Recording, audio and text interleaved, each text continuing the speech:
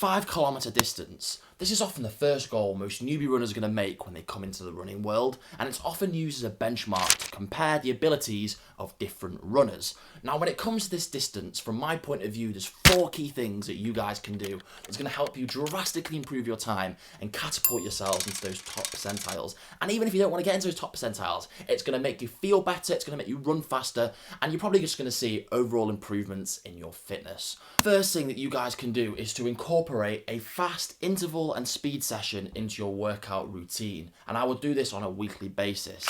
And the type of session I would be implementing would be something like 5 by 1k or 10 by 500 meters at or above your 5k race pace. So let me just give you an example here. Say you were running a 30-minute 5k, that means you're running at 6 minute per kilometer pace. So I would therefore do maybe 5 by 1k at 550 per k pace and maybe gradually get quicker, or alternatively do maybe 10 by 500 meters at 530 per kilometer pace, with maybe then a minute or 2 between each repetition. As you obviously get better, the length of rest time can go down, or the length of intervals can go up. Basically, you're going to be putting more strain on your body and going longer at these faster paces. When you're first getting into the sport, you're going to be able to see huge gains really, really quickly. So I would sort of test your 5k, maybe even every 6 to 8 weeks initially, because if you're new to the sport, I mean, you're going to shoot up. You're going to literally skyrocket. Like when my mum first came into running, she was running maybe, I think, like a 2 hour 20 10k.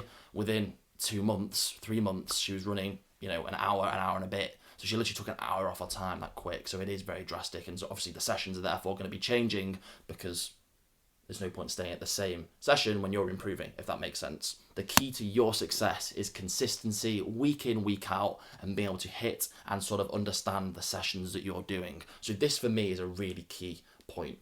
Get your speed sessions in, stay consistent with them, and you're going to improve, even if you do nothing else. Tip number 2, this is to do a long, slow run, either off-road or on hilly terrain. Now, when you're doing a 5k, there's a little bit of endurance in this, especially if you're not used to running at all. So what you want to get your body used to is just running further than this distance at slow speeds. This is going to get your joints, your muscles, your ligaments, your feet, your knees, your hips, basically your entire body used to running this distance, so that the distance doesn't become a problem, it's just a speed that you're running it at. If you go into a 5k race and the distance is holding you back, aka your body's not used to running that distance, then it doesn't really matter how much speed work that you've done, because the reality is your body's going to struggle anyway. Obviously, if you've been running for a long period of time, your endurance run can be much longer. Maybe once a week I'm doing a 32 kilometer run. This for me is just a baseline that I'm doing week in, week out. Like I said previously, every 3 weeks I will have a rest week where it's not as long, but fundamentally I'm just building that endurance base, getting used to running, and just keeping a really strong foundation so that when I incorporate my speed work, typically the progression is going to be quite fast. Tip number 3 is to use a heart rate monitor. Please hear me out on this one.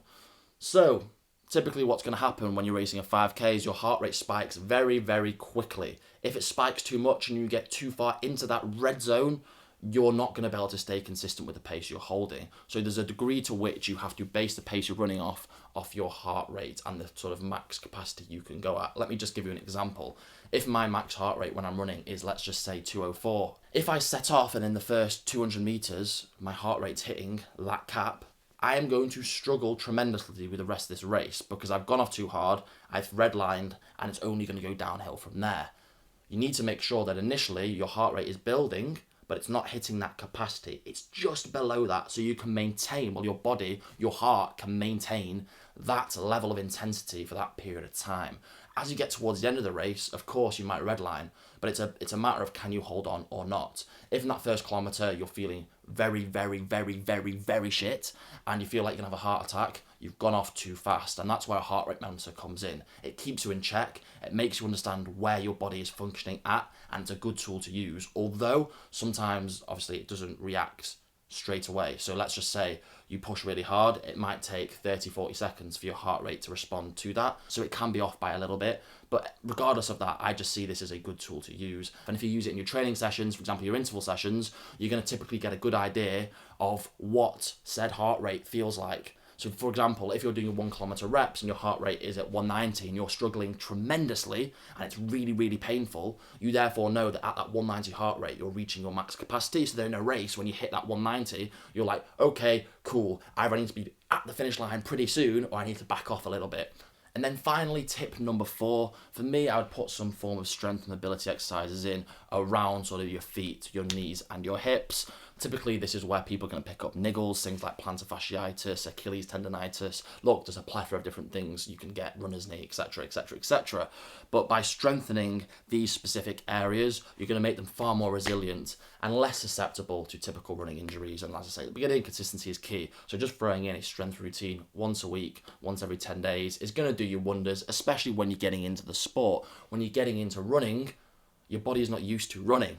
So therefore, you're more susceptible to injuries, and you want to reduce this as much as possible. Incorporate these 4 things and you're almost certainly going to see massive, massive improvements. Give them a crack, let me know how you get on. If you've got any questions, drop them down below. And as always, like, subscribe, and I'll see you all in the next one. Cheers.